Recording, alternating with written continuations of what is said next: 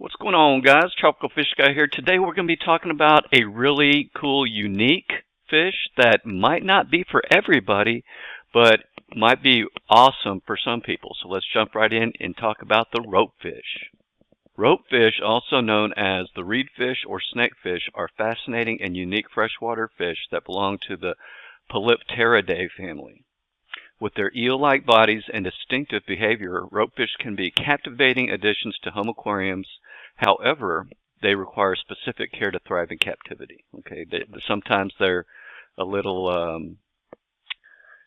Sometimes they have special requirements, and we'll talk about that here in a second.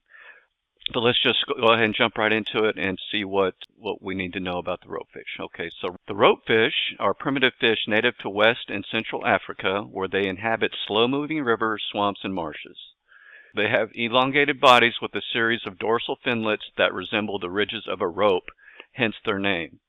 Ropefish can get pretty big. They can grow up to about 20 inches or so and have a lifespan of about 8 to 10 years in captivity. So if you really want one, think about it.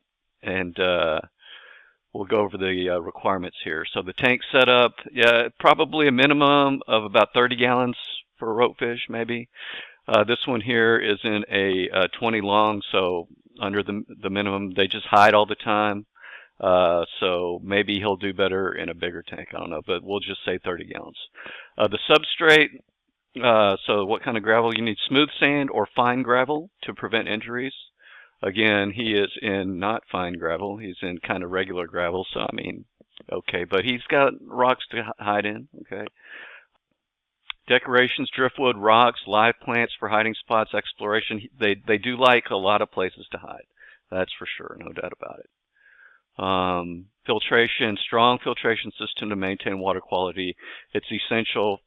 You know, these guys can be sensitive sometimes, so they do need, you do need good filtration.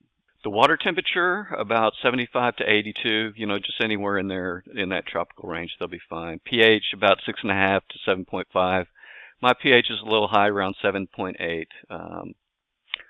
But it's best to keep it stable than trying to chase pH, I think. But that's just my personal theory and no evidence behind it. But stability is what I try to go for, because I'm not going to be able to lower my pH to anywhere near 6.5 here in Texas. So we do what we can, and he's been just fine. Hardiness, the hardness of the water, 5 to 15 degrees general hardness. Lighting, dim to moderate lighting. They prefer subdued lighting because they are shy. So I would recommend some kind of filler fish to float around. So I guess they call them dither fish, right? So that the ropefish can look up and see some fish and say, oh, okay, it's fine to come out, whatever. And I use German blue rams and a puffer in there. I'll show you that here. Or maybe not. Cut that out if I don't have a video of it. Aeration, adequate aeration to ensure oxygenation of the water. And I do have air stone in every tank, and I would recommend an air stone in every tank. So ropefish, so as far as what they eat, ropefish, and this is the picky part, right? Ropefish are primarily carnivores and prefer live or frozen food, and I can't get live all the time. The only thing I can get pretty much is like, the red wigglers or the earthworms, but I'm not going through that pain for them. I usually feed them frozen beef heart, and that's what he likes a lot, frozen beef heart. A chunk, every few days usually does it for him. Or you can do half a chunk, but I hate breaking it up and stuff. So he can't eat a whole chunk, so once he eats it, like 3 or 4 hours later, I just scoop it up and feed it to somebody else. That's why it's a little bit of a hassle, because only frozen food, right, or live. Offer a varied diet to ensure nutritional needs, and that's where I'm kind of not doing well. His favorite thing is beef heart, but you can do bloodworms, you can do brine shrimp, although the brine shrimp is just too small, right? black worms, chopped seafood, shrimp, and mussels.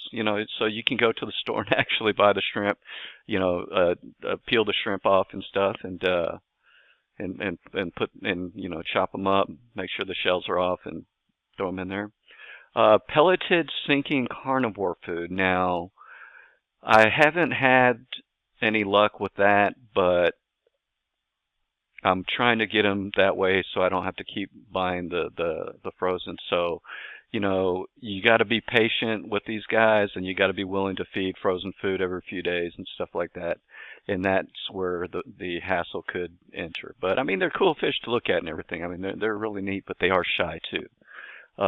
So going into behavior, and I'll leave a link in the description for all this and stuff for the details, so you don't have to. And I'll leave a link in the description below to link to this article. I will leave a link in the description below to link to this article. Okay, so behavior and compatibility. Ropefish are peaceful and generally solitary fish, although they may be kept in groups. However, they can be territorial towards their own kind, especially during breeding. Okay. When housing multiple ropefish together, provide plenty of space and hiding spots to minimize aggression. Okay. Compatible tank mates. Peaceful community fish such as tetras, rasboras, and corridor catfish. Bottom-dwelling species like loaches and small plecos. And non-aggressive invertebrates such as snails, big snails like nearite snails, not small snails. But I wouldn't do shrimp. I know that some people have success with the shrimp, but I do not. So I'm not gonna say shrimp. I can get away with the big nearite snails, but not the small ones. But shrimp, he's gonna eat the shrimp, I'm pretty sure. So what to avoid? Avoid aggressive or fin-nipping fish that may harass the ropefish. Large predatory species that may view the ropefish as prey. Okay, so he's a rope, maybe a big worm, right?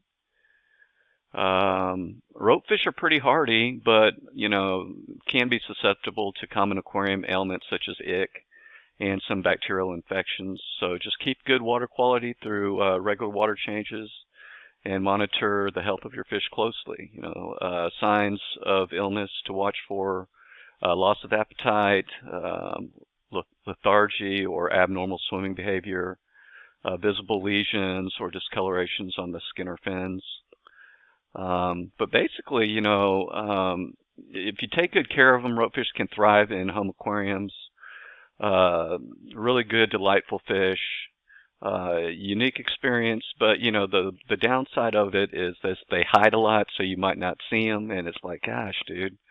And it's hard to put other tank mates in there because you got to be kind of picky about him being able to eat, because he's not very competitive. But monitor the water parameters regularly, address any issues, and to ensure long-term health. And then weave this part in here. Let's see here. So they're also known as scaly dragons or Chinese dragonfish, unique species that's native to West Africa, like we said. They're highly sought after because the unique appearance, of course. They look like little snakes. They're peaceful, pretty much, and they adapt to different water conditions fairly well. So they're pretty hardy, pretty peaceful, unique, long, slender fish. Like I said, often growing to, I said 20 inches, but I've seen some like 2 feet, some even more. I mean, they get pretty big, right? But we'll just say 20 inches just to keep a round number. It's covered in small scales with smooth and shiny appearance, right? Its most striking feature is its bright iridescent green color, which is contrasted by dark eyes and black markings along its body. In their natural habitat, ropefish are found in slow-moving streams, swamps, and other shallow bodies of water. They are nocturnal, very important factor. Okay, so you can put in a piece of beef heart, for example, when the lights go out. So if they're being overcompeted, that might be a way to mitigate that. So they feed mainly on small crustaceans, insects. I did not haven't tried insects yet, and other small fish. Okay, so despite their predatory habits, ropefish are relatively peaceful creatures, making them an ideal addition to community aquariums. When kept in captivity, ropefish should be housed in a tank of at least 30 gallons. We've said it a couple times. Very important. With a temperature range 72 to 82, 83, whatever, Fahrenheit. Highly adaptable to different water conditions. So as long as you're in a stable range, you'd be good. So another important note is that ropefish are excellent jumpers. Okay, and so you need a tight fitting lid. This right here is probably one of the most important things. You need a tight fitting lid, and you need to cover all the cracks and stuff so that they can't squeeze out. Because mine did, unfortunately. But fortunately I caught him just in time. But he was almost dried out on the floor. But I got him in time. Okay. They like planting and hiding spaces like caves, rocks, plants. We said that earlier. Yeah. Okay. Let's see here. One of the benefits of keeping ropefish is their low maintenance needs. They're relatively hardy and go for long periods of time without eating. Like I said, a few days here and there is what I usually feed the guy. Relatively disease resistant, making them an ideal species for an aquarium. I wouldn't say for aquarium keepers. I wouldn't say beginner. I would say maybe like intermediate. Just for the fact that you gotta watch out for them escaping and the pickiness of the eating. So.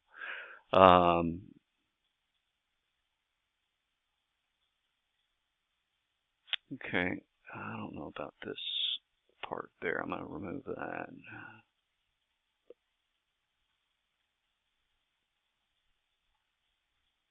We already talked about water quality a couple of times, but that's the key, right?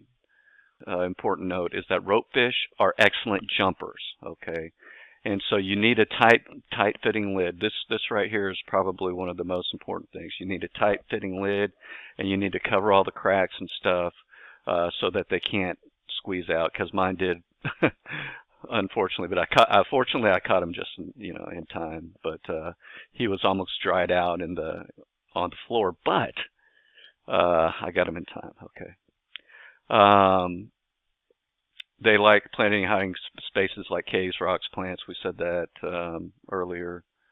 Yeah. Okay. Let's see here. One of the benefits of keeping ropefish is their low maintenance needs. They're relatively hardy and go for long periods of time without eating. Like I said, a few days here and there is what I usually feed the guy.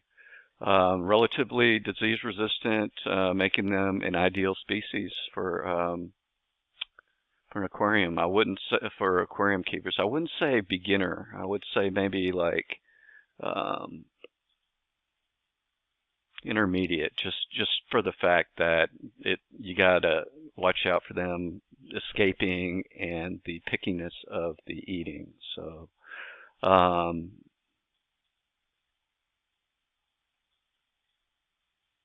Okay, I don't know about this part there. I'm going to remove that.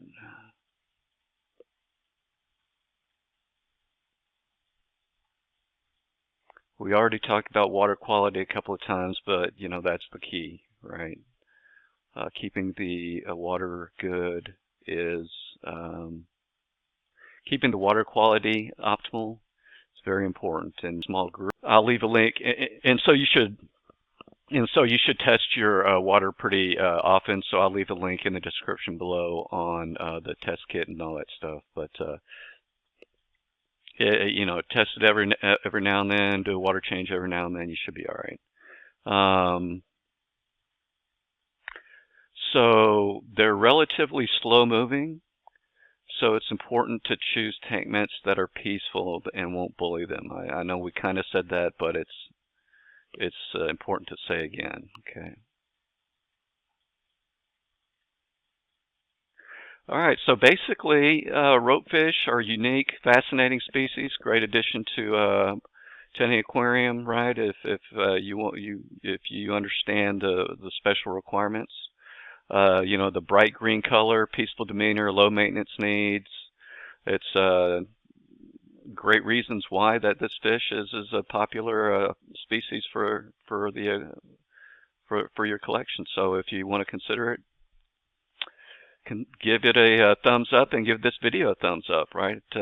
Send this to someone who wants interesting, cool looking fish, and the ropefish might be a candidate for them. So give me a like, comment, subscribe, do all the things you do. Really appreciate you guys watching.